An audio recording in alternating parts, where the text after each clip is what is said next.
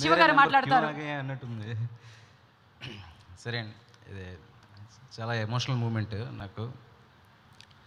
Actually assistant డైరెక్టర్గా ఉన్నప్పుడు చాలా ఆడియో ఫంక్షన్లు చూస్తున్నప్పుడు మనం ఏంటో సినిమా చెప్తుంది కదా, అలా ఎలా మాట్లాడతాం, అసలు మనం అయితే మాట్లాడడం కదా అనుకునేవాడిని. బట్ ఇంత జర్నీ చేసిన తర్వాత ఒక సినిమా చేసే ప్రాసెస్లో ఒక ఐడియా కోసం ఒక 100 మంది పనిచేస్తూ ఆర్టిస్టులు నమ్మి ఐడియాని, టెక్నీషియన్స్ నమ్మి ప్రతి ఒక్కరూ మన ముందు ఎక్కడో మనం బీచ్లో కూర్చున్న ఒక ఐడియా కోసం సెట్లో ఒక 100 మంది కష్టపడడం, ఆ జర్నీలో ఆ మనుషులతోని టెక్నీషియన్తో కానీ ఆర్టిస్టులతో ఉండే ఎమోషనల్ కనెక్షన్ అనేది ఇప్పుడు అర్థమవుతుంది నాకు. సో అది నేను చెప్పడం మొదలెడితే చాలా చాలా చెప్పాలి. సో బిగినింగ్ నుంచి వస్తాయండి ఐడియా ఇట్ సెల్ఫ్. నేను ఇంటర్మీడియట్ నుంచి, నేను actually MSc BEd faculty side కూడా చేశాను. ఇంటర్మీడియట్ నుంచి ఫిల్మ్స్ అంటే ఇంట్రెస్ట్, అలా చేసుకుంటూ వచ్చాను. వన్ ఫైన్ డే సినిమాలు మనం ఏదో ఒక కామెడీలో కాకుండా ఏదో నేర్చుకుందాం అన్నట్టుగా చూస్తున్నాం, ఇండస్ట్రీకి వెళ్ళాలి, ఏదో చేయాలి అనే దీంట్లో ఇక్కడికి రావడం, అసిస్టెంట్ డైరెక్టర్గా చేయడం, ఒక 4-5 సినిమాలకి అసిస్టెంట్ డైరెక్టర్గా చేయడం అంతా జరిగింది. సో కథలు రాసుకునేటప్పుడు కథల్లో ఎవరొకరు హీరోని ఊహించుకుంటాం మనం ఖచ్చితంగా. అలాగా నాని గారితో నా జర్నీ ఈ సంవత్సరం, ఆయనతో నేను 6-7 సంవత్సరాల నుంచి జర్నీ చేస్తున్నాను. నా కథల్లో హీరోగా జర్నీ చేస్తూనే ఉన్నాడు ఆయన. చాలా ఇమోషనల్ మూమెంట్స్. ఇప్పుడు అలా మొదలైంది సినిమా వచ్చినప్పుడు నేను ఒక కైండ్ ఆఫ్ స్క్రిప్ట్ రాస్తున్నాను. అప్పుడున్న ఆయన బాడీ లాంగ్వేజ్ ఇది కరెక్ట్ అనిపించేది. ఎక్కడో ఏదో ఒక ఎమోషనల్ కనెక్షన్ ఆయనతో నాకు. అది ఈ సినిమాలో తెలిసి నాకు ఈ కథ నాన్నగారికి చెప్పినప్పుడు ఒక పాయింట్లో ఆయన కళ్ళల్లో వచ్చిన నీటి చెమ్మ చూశాను. ఎగ్జాక్ట్గా అదే పాయింట్లో నేను కూడా ఎమోషనల్ అయ్యాను. సో అప్పుడు అనిపించింది, అప్పుడు ఫామ్ అయిన ఎమోషనల్ కనెక్షన్. మేము ఎప్పుడు సినిమా గురించి తప్ప ఎప్పుడు మాట్లాడుకోలేదు. ఈ సందర్భంలో ఆ ఒక్క మాట చాలు, నేను ఆయన అంటే నాకు ఏంటి అనేది ఇది సరిపోతుంది అనేది నా నమ్మకం. ఇక పర్ఫార్మెన్స్కి వచ్చేసరికి, ఇంకోటి వచ్చేసరికి నాన్నగారి గురించి నేను చెప్పడానికి ఏముంది, ఆల్రెడీ ఆయన బ్యూటిఫుల్ సీన్స్ ఉన్నాయి ఆయన పర్ఫార్మెన్స్. ఈ సినిమా వరకు ఆల్మోస్ట్ సెట్లో అందరం కూడా ఒక ఎమోషనల్ ట్రాన్స్లోకి వెళ్ళిపోయే సీన్స్ అట్లీస్ట్ ఒక 2-3 సీన్స్ ఉంటాయండి. ట్రస్ట్ మీ, మీరు నాన్నగారిని కాదు, కుమ్మమేశ్వరరావు అనే కుర్రోడు, అతని ఎమోషనల్ కోషియంట్ ఎంత స్ట్రాంగ్గా ఉంటుంది అనేది మీరు ఈ సినిమాలో చూస్తారు. ఒక 3 క్యారెక్టర్స్ ఎమోషనల్ కాన్ఫ్లిక్ట్ని మీరు ఎంత ఫీల్ అవుతారంటే ఆ క్యారెక్టర్స్ మిమ్మల్ని ఛానల్లో వెంటాడితే ఆ క్యారెక్టర్స్ అలా క్రియేట్ అవ్వడానికి కారణం ఆర్టిస్టులు, ఆది గారు కానీ, నివేద గారు కానీ, నాని గారు కానీ.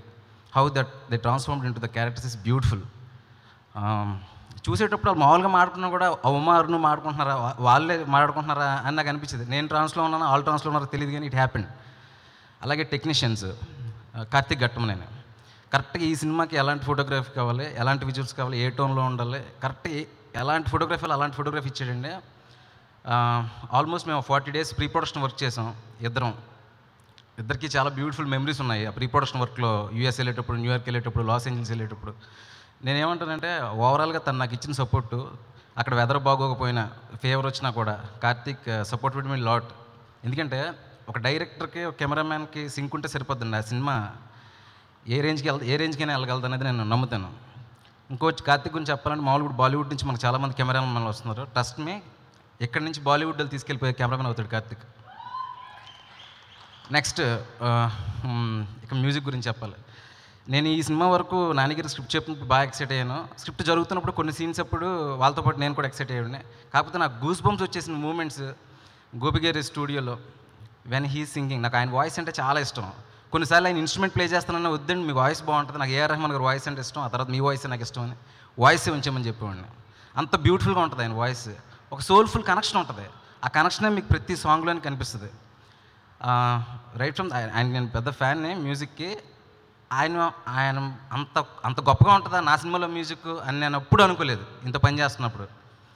తర్వాత పాటలు వచ్చేసరికి లిరిక్స్ అండి, ఉన్నట్టుండి గుండె కానీ రాసిన రామజోగయ్య శాస్త్రి గారు, అడిగా రాసిన శ్రీజో, పాడిన సిట్ శ్రీరాము.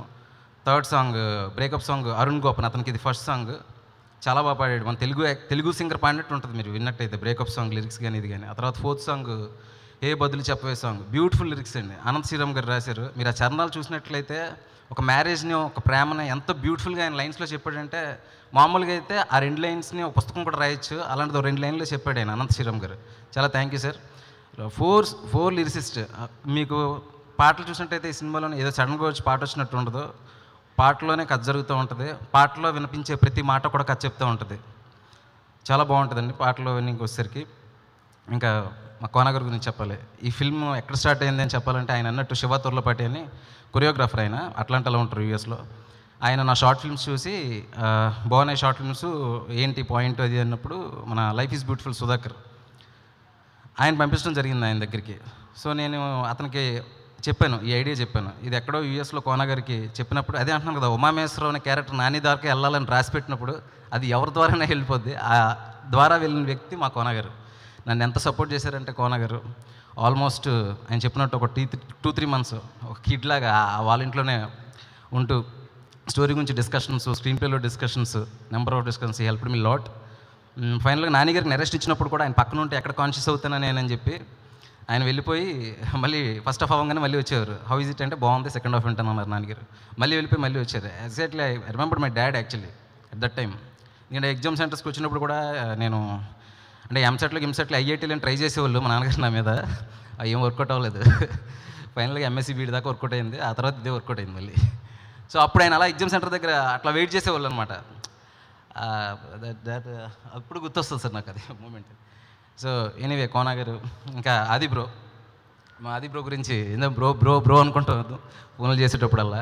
చాలా వర్స్టైల్ ఆర్టిస్ట్ అండి. నేను ఇది అన్నప్పుడు కోనగారికి చెప్పాను ఆది గారు చేయాలండి. ఎందుకంటే ఇప్పుడు నానిగారు నివి పక్కన ఒక మనిషి. సో హస్బెండ్ అంటే హస్బెండ్లా ఉండాలి, బాయ్ ఫ్రెండ్ అంటే బాయ్ ఫ్రెండ్లా ఉండాలి, లవర్ అంటే లవర్లా ఉండాలి. ఈ ముగ్గురు పర్ఫెక్ట్ అని అనిపించింది ఆది గారిని చూసినప్పుడు. సరైనోడి తర్వాత బిట్ చాలా ఆ కాంట్రాస్ట్ క్యారెక్టర్ ఆయన స్టార్ట్ చేయడం చూసిన తర్వాత నేను కథలో నేను కూడా రాయని మూమెంట్స్ని ఆయన పర్ఫార్మెన్స్ చూసి నాకు అనిపించింది. నేను ఇంప్రూవ్ చేసుకోగలిగినప్పుడు అంత బ్యూటిఫుల్గా ట్రాన్స్ఫార్మ్ అయిపోతాడు ఆయన క్యారెక్టర్. మృగం సినిమా నుంచి సరైనోడు, ఇప్పుడు ఈ సినిమా. మీరు ట్రస్ట్ మీ, ఇండస్ట్రీలో ఏ క్యారెక్టర్ రాసినా కూడా వితౌట్ హెసిటేషన్ మీరు ఆది గారు ఆ క్యారెక్టర్కి న్యాయం చేస్తారు. అంత ఫ్యాంటాస్టిక్ ఆర్టిస్ట్ అతను. ఇంకా నన్ను ఎక్కువసార్లు ఏడిపించింది ఇండస్ట్రీలో సినిమా చేస్తున్నప్పుడు నివి. అంటే అప్పటిదాకా ఇంట్రెస్ట్ లేనట్టు సీన్ అంటే అలా ఉంటుంది. సీన్ ఒకసారి ఎక్స్ప్లెయిన్ చేస్తే అవునా శివ ఓకే అంటుంది.